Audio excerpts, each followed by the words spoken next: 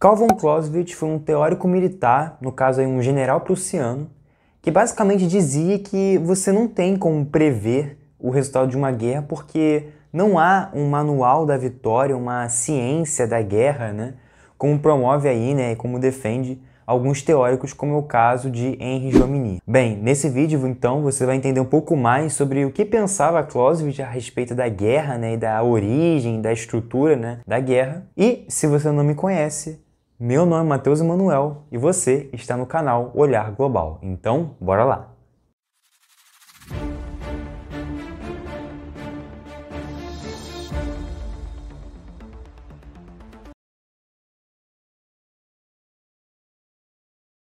Bem, então como eu falei, né, Clausewitz, esse grande nome, né, quando a gente pensa aí, né, na área de estudos estratégicos, ele defendia que, e essa é a primeira divergência, né, a principal diferença em relação a Jomini, que você não tem como colocar princípios universais para dizer se um país ou uma nação, enfim, um grupo, vai ganhar uma guerra ou não, beleza? Então, tá aí a primeira diferença entre ele e Jomini. Bem, o Clausewitz estava pensando justamente em como a guerra ela acontece, né? Então quais são as dinâmicas ali dentro da guerra e não necessariamente criar uma ciência ou um manual dizendo que se um país vai ganhar ou não. Então não está preocupado necessariamente com o resultado da guerra, mas sim no decorrer da guerra, em como essa guerra é feita.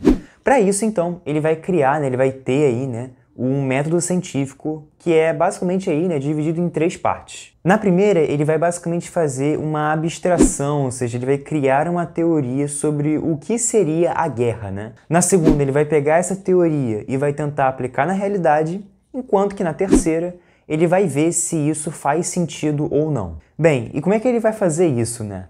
Bem, a abstração que ele vai criar, e no caso a pergunta que ele vai fazer é: o que é uma guerra? Para ele, na abstração que ele criou, a guerra seria aí, né, um conflito, um duelo entre duas pessoas, ou enfim, dois lados, beleza? Então esse que é o conceito dele, é esse conceito de a guerra como um duelo entre dois agentes. Feita essa abstração, ele vai tentar pegar essa ideia e vai tentar aplicar na realidade para ver se a guerra é de fato um duelo, né, entre duas pessoas ou dois estados, enfim, dois entes. Só que ele vai ver que, na verdade, isso não acontece. E aí, por que isso não acontece? Para isso, a gente tem que, então, explicar melhor o que ele está entendendo, né, como sendo essa guerra fictícia, que é o que ele vai chamar na obra dele de guerra absoluta, ok? A guerra absoluta, ele vai pensar o seguinte: lembra que eu falei dessa ideia de duelo de duas pessoas? Ele vai dizer, então, que a guerra como um todo, ele é a soma de vários duelos. E é aí que está o ponto-chave para a gente entender esse conceito tão importante que é o conceito de guerra ideal ou guerra absoluta. Quando ele diz que a guerra é uma soma desses vários duelos, ele diz então que a guerra é uma soma de vários duelos que se estendem a um nível mais macro, né? Um nível, por exemplo, de países. Então, essa que é a ideia que ele concebeu do campo teórico de guerra. E para isso, né, e na teoria, quando ele falou da ideia de duelo, ele diz que a ideia, o objetivo desse duelo é fazer com que um lado ceda para o outro, certo? Então essa que é a ideia que ele está tendo, né, que ele está pensando. Então, pô, o cara vai lá, enfim, lutar contra a outra pessoa e vai fazer com que o outro recue, que o outro basicamente não avance, né, para o inimigo e ceda posições para o outro lado, beleza? Então essa é a ideia. Por conta disso, ele vai dizer que na guerra absoluta, ou seja, na guerra ideal, você haveria nessa guerra, basicamente, um uso máximo da força, ou seja, você basicamente vai gastar toda a sua energia, concentrar todas as suas forças, ou seja, fazendo até mesmo um paralelo ali com o Jomini, para poder então ganhar a guerra, porque o seu objetivo, e aí a gente entra no terceiro ponto, é justamente desarmar e destruir completamente o seu inimigo. Então, para Clausewitz, nessa ideia, nesse mundo que ele está criando, né, que ele está teorizando sobre a guerra, né, ele vai dizer que a guerra é basicamente isso. É você concentrar forças, destruir seu inimigo e que a guerra é uma soma de vários duelos.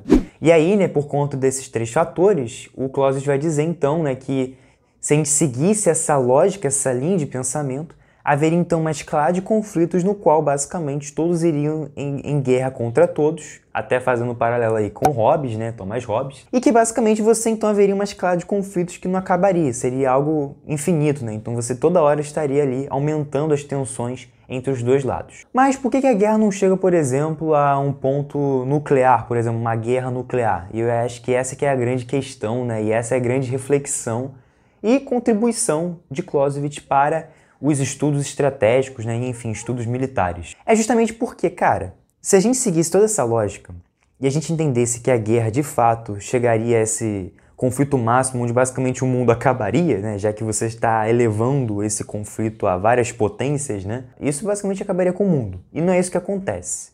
E por que isso não acontece? Aí a gente entra então para a ideia de guerra real, que é a guerra que ele acredita ser de fato a guerra que acontece, né, e os motivos por trás dessa guerra. Ele basicamente diz que isso não acontece porque há a racionalidade da política. E aqui eu diria que entra a principal questão, a principal ideia dele, se eu tivesse que sintetizar todo o pensamento de Clausewitz, seria essa ideia de você ter ali uma racionalidade política, ou seja, de você ter um Estado, de você ter ali fins políticos que governam e moldam a forma como essa guerra é feita. Então esse aí eu diria que é o principal motivo para não levar aí uma escalada de conflitos, entendeu? Então, por exemplo, não é interessante para um governante, para um presidente, enfim, primeiro-ministro, que essa guerra chegue a níveis muito elevados, porque você vai ter aí perda de capital humano, você vai ter perda de soldados, enfim, você vai ter perda de vidas. E não só isso, né? A guerra também é cara, né? Então é um processo custoso. Então, cara, nem sempre o cara que está governando o país, enfim, o governante, ele vai querer gastar todo o seu orçamento com investidas, né? E, enfim, ataques militares, certo? Então, essa também é uma outra ideia que vem, né, por trás dessa ideia, né, de racionalidade política. Então, por conta desses e de outros motivos, não vale a pena para o governante chegar a guerra chegar nesse ponto de um conflito máximo de todo mundo se matando, entendeu? Então, a guerra não é uma guerra suicida, é uma guerra calculada, uma guerra pensada, ou seja, eu vou atacar o inimigo naquela região, mas eu não vou gastar todas as minhas forças, porque se eu gastar todas as minhas forças, eu vou ficar vulnerável a ataques do inimigo, entende? Então, essa é uma outra característica, né, da guerra como sendo algo dinâmico, ou seja, o Clausewitz está pensando a guerra nesses movimentos nesses movimentos ofensivos e movimentos defensivos, de avanço e de recuo. Não igual a Jomini, que achava que a guerra era um grande, digamos, quadrado, um grande tabuleiro estático, que não mudava ao longo do tempo, em que você conseguia definir as variáveis e dizer que aquilo ali vai sempre acontecer, entendeu? Então Clausewitz já dizer que não, que você tem que analisar, claro, a guerra, mas a guerra se dá em vários contextos, né?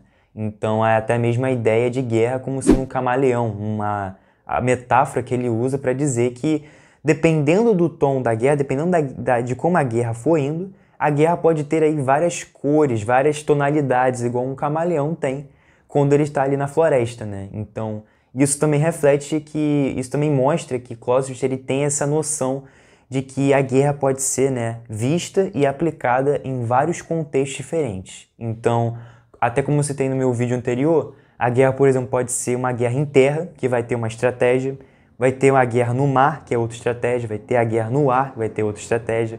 A gente pode ter uma corrida armamentista, né, uma guerra ali, né, em termos nucleares, que aí envolve outros princípios, ok? Então, a guerra, ela não é algo único, ela é algo diverso. Eu acho que essa é a grande beleza de Clausewitz quando ele está formulando a sua teoria.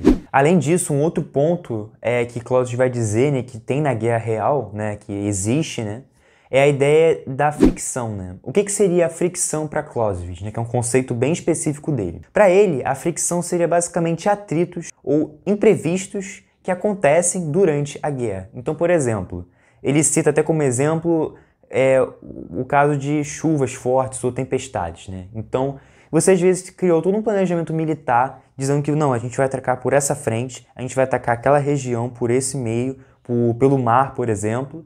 E aí chega lá e vem, por exemplo, um tornado, um tsunami ou alguma chuva forte que vai desestabilizar todas as tropas e não vai fazer com que o objetivo de, por exemplo, chegar naquela região e, enfim, acabar, né, com aquelas tropas que estão lá, seja efetivado, entende? Então, fatos externos, né, imprevistos, coisas que acontecem por acaso podem afetar o andar da guerra. E é isso que também Clausewitz vai chamar atenção.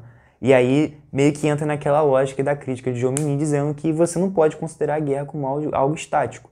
Você tem que considerar a guerra de forma específica. Isso até aconteceu ali durante o período da Guerra Fria, né, no qual você tinha Estados Unidos e as suas aeronaves, né, então basicamente estavam passando ali por uma região. Só que essa região era controlada por território russo, né, por território, no caso, soviético. E aí, por falta de comunicação, os soviéticos acharam que aquelas aeronaves, né, americanas estavam passando ali justamente para poder atacar ali a Rússia, ou atacar, enfim, estados que eram, né, que faziam parte ali, né, da União Soviética. E não era bem isso, né? E isso, por sinal, né, quase levou aí uma escalada de uma terceira guerra mundial, né? Então é até um caso interessante, mas que mostra que imprevistos podem acontecer, e isso se traduz no conceito de Clausewitz na ideia de fricção. Outro ponto também importante de falar da guerra real é que, para ele, a guerra não é um fato isolado, um fato absoluto em seus resultados, e um único golpe de duração, ou seja, para ele, sintetizando a ideia, ele não acha que a guerra é algo único, ele acha que a guerra é um processo que se constrói ao longo do tempo. Ela não é absoluta em seus resultados porque você não pode prever com certeza se você vai ganhar ou não a guerra com base em princípios universais. Você tem que considerar o contexto de cada guerra, como as tropas estão indo, se avançaram bastante, quanto foi as perdas. Então, avaliar, né, essa relação custo-benefício para Clausewitz é importante para você determinar, né, entender se a guerra está indo bem ou não. E não é só um único golpe de duração, porque, como eu falei, a guerra é um processo, ela é dinâmica, ela tem várias fases. Então você tem a fase de avanço das tropas, depois você volta, você reorganiza as tropas, muda armamentos, muda às vezes a estratégia, a tática, para poder fazer com que o avanço seja mais efetivo. Então a guerra, ela é algo que está sempre mudando. Então eu acho que essa que é a grande questão, que você tem que colocar isso em uma linha do tempo, a guerra, né? E não colocar a guerra como se fosse algo único que aconteceu e acabou. Você fez a guerra e acabou. Não. A guerra tem suas causas, seus desdobramentos, até chegar no seu fim. E por fim, mas não menos importante, ele vai dizer que a guerra real, né, a guerra que acontece na realidade, ela é moldada aí por questões morais. Ou seja, fatores como medo, coragem, entusiasmo vão fazer com que as tropas avancem mais ou avancem menos, ok? Então ele diz que isso é um fator importante. Ele diz que você manter as tropas engajadas, você ter soldados, né, enfim, que estejam ali, né, de fato dispostos a dar a sua vida pela guerra, é algo importante. Isso pode fazer com que isso alavanque as pressões competitivas para o outro estado, ou seja, aumente a possibilidade desse estado que tem essas tropas de ganhar, né? Então isso é algo importante. Ao mesmo tempo que, se as tropas não estão naquele engajamento, ou às vezes estão com medo, ou não tem aquela força de lutar, né, como tem outras tropas, isso pode fazer com que as tropas recuem, possa ter mais mortes por parte desse exército, e isso pode também levar aí, né, à derrota nessa guerra. E por fim, para tentar fechar esse vídeo, que eu sei que já está longo, porque Clausewitz tem muitas ideias e é um vídeo mais extenso mesmo, são basicamente agora, para fechar, as ideias de trindade primária e trindade secundária. O que seria a trindade para Clausewitz? A trindade seria basicamente os três fatores, por isso trindade, que estariam presentes aí em todas as guerras. Então, começando pela trindade primária, para ele, os três fatores que seriam aí perenes e constantes e presentes durante todas as guerras seriam as paixões, a fricção e a racionalidade política. As paixões porque, para ele, até um pouco em linha com o que eu acabei de falar agora há pouco, as questões morais elas estão em jogo. Então, se você tem uma população, se você tem uma sociedade que estaria disposta a lutar, você vai ter um resultado. Se você tem uma sociedade que está com medo ou que não está disposta a lutar pelo seu país e que não tem, às vezes, esse patriotismo como algumas nações têm, pode fazer as tropas recuarem e isso possivelmente levar a uma derrota. Então, as paixões e a forma como a sociedade vê a guerra influencia no resultado. O segundo ponto é a fricção, ou seja, esses atritos, esses imprevistos que acontecem durante a guerra, que podem aí moldar, né, o sucesso ou o fracasso de uma investida militar. E o terceiro ponto é a ideia de racionalidade política, ou seja, a ideia de que o Estado ele não vai deixar um conflito se escalar porque ele tem objetivos políticos. Ele não quer que seu governo seja visto como um governo que matou várias vidas, por exemplo. Ele quer ser visto como um governo que ganhou a guerra, tentando minimizar mortes e minimizar danos não só materiais e humanos, mas também danos financeiros, né? Danos econômicos, né? O político ele vai estar sempre, basicamente, analisando e botando na balança até quando vale investir na guerra, até quanto vale aumentar o orçamento em guerra ou não. Não é à toa que Clausewitz ele tem uma frase que também sintetiza muito esse pensamento, que é: a guerra é a continuação da política por outros meios. Ou seja, para Clausewitz, ele entende que a guerra nada mais é do que um ato político, um ato de um governante, de um Estado, de uma nação, enfim, que está lá mobilizando tropas, mobilizando gastos e, enfim, armamentos militares para poder então concretizar um objetivo. Seja ele acabar com uma ideologia, seja ele para acabar com algum conflito de interesses ou para poder conseguir algum tipo de recurso, ou, enfim, mineral, enfim. Então a guerra tem sempre por trás um objetivo político. Essa que é a grande ideia e a ideia principal de Clausewitz. E aí, com base nesses três fatores, o Clausewitz vai ter então, ele vai meio que expandir essa ideia e aplicar para a dimensão social, ou seja, ele vai pegar essas ideias de paixões, fricção e racionalidade política e estender para outros 3 fatores ou 3 agentes, que seriam, né, a sociedade, as forças militares e o Estado, no caso o governo. Então, fazendo esse link, né, juntando, né, paixões com sociedade, é aquela ideia que eu falei, que se a sociedade, se o povo não estiver alinhado com os interesses daquele país ou com o interesse daquela guerra, a guerra provavelmente não vai ir para frente. A ideia relacionando, né, fricção com os militares, as forças militares, para Clausewitz é a ideia justamente de que as forças militares, quando elas estão ali, né, investindo ou, enfim, atacando ou até mesmo numa posição defensiva, elas têm ali imprevistos que podem acontecer em relação ali ao planejamento militar. Então, coisas podem acontecer no meio do caminho que pode, né, afetar aí a execução daquele planejamento, daquela estratégia. E por último, né, relacionando racionalidade política com o Estado, é essa ideia de que o Estado é esse agente racional que vai olhar a guerra e não vai deixar essa guerra se escalar para patamares elevados, e sim vai tentar frear essas pressões para poder então conseguir aí, né, seus objetivos políticos. Só que é aquilo, né? E aí vem uma crítica que fazem a Clausewitz com relação principalmente a essa ideia de trindade secundária, né? Por quê? Alguns analistas de relações internacionais e de defesa, eles entendem que não necessariamente uma guerra deve ser composta necessariamente por sociedade, forças militares e Estado. Na verdade, a guerra pode acontecer de outras maneiras. Quer ver um exemplo? A gente tem as guerras entre facções criminosas, que é um exemplo que não se encaixa dentro desse modelo que ele criou. Por quê? Você não tem nessa guerra entre facções, por exemplo, entre PCC e Comando Vermelho, você não tem ali a presença necessariamente de forças militares. Você tem ali, por exemplo, a presença de uma sociedade, beleza? Só que uma sociedade que está armada. São pessoas que estão armadas, mas não necessariamente é o exército, entende?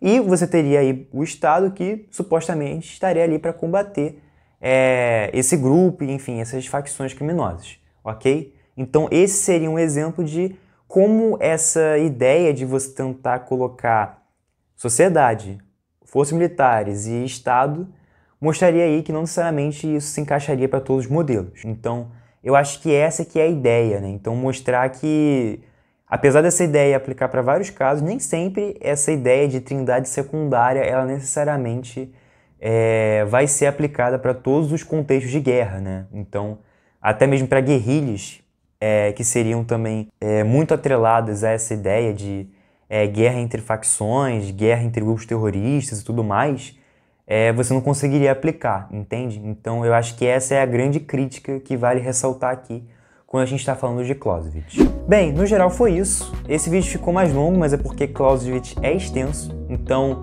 eu espero que vocês tenham gostado desse vídeo.